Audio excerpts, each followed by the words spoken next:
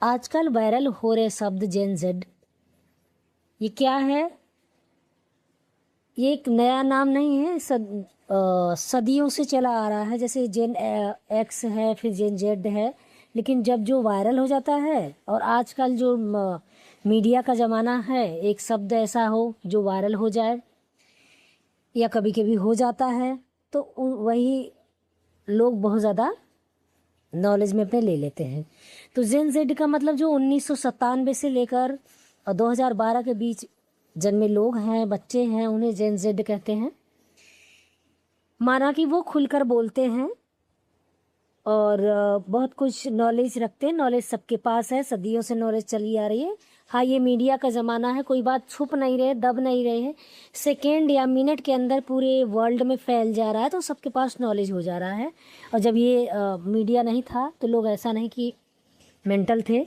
कहने का मेरा मतलब ये है, मैं जेन जेड से तो नहीं हूँ, लेकिन मैं भी अभी नौकरी की तलाश में हूँ और हम सभी उस दौर से गुजर रहे हैं। लेकिन खुलकर विरोध, प्रोटेस्ट और सपोज और अपोज करने से पहले हमें ये भी ज्ञान होना चाहिए कि हमें कैसे भाषा की प्रयोग करना चाहिए या किस भाषा से हमें अपने आप को आगे लाना चाहिए। हेलो दोस्तों, स्वागत है आपका मेरे चैनल दुनिया संसार में।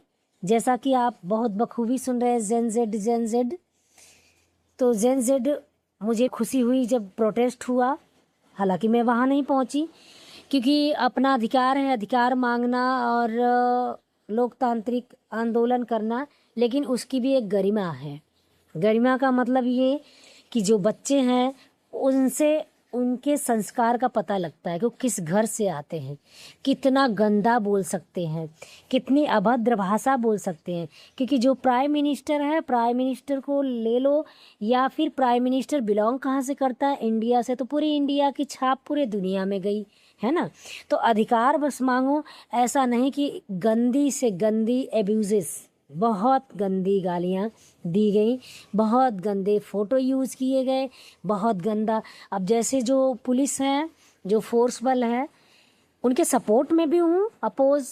खैर, जब वो डंडा चलाए तो मुझे भी बुरा लगा, लेकिन सपोर्ट इसलिए कि जब वो देश की रक्षा करते तो अच्छा लगता है। कभी वो जब बहुत ज़्यादा बवाल बढ़ेगा तो ही उन्हें खड़ा होना। तो वो पुलिस भी हम लोगों में से एक है, किसी के घर का भाई है, किसी घर का, वो पता है जो प्रोटेस्ट करने के किसी न किसी घर का रहा होगा कोई ना पुलिस वाला।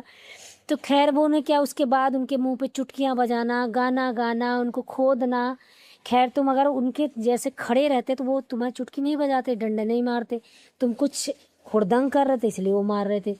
लेकिन उनके मुंह पे गाना गाना, वो बेचारे सिर नीचे किए हुए थे। और प्रधानमंत्री के लिए कितनी गंदी गंदी टिप्पणियाँ की गई।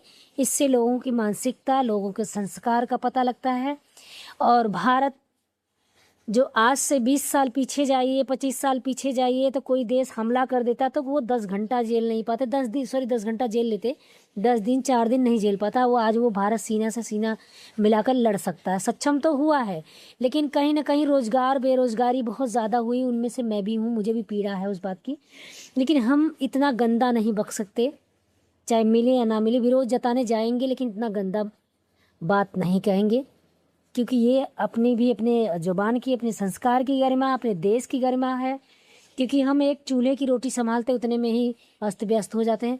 जो देश संभाल रहा है, देश एक छोटा सा कोठरी नहीं है, कहीं ना कहीं ऊंच नीच होता रहता है। तो हमें अपनी भाषा का, अपने विचारों का ज्ञान होना चाहिए। अगर मेरी बातों से सहमत हो, प्लीज़ कमेंट करना ना भूलें।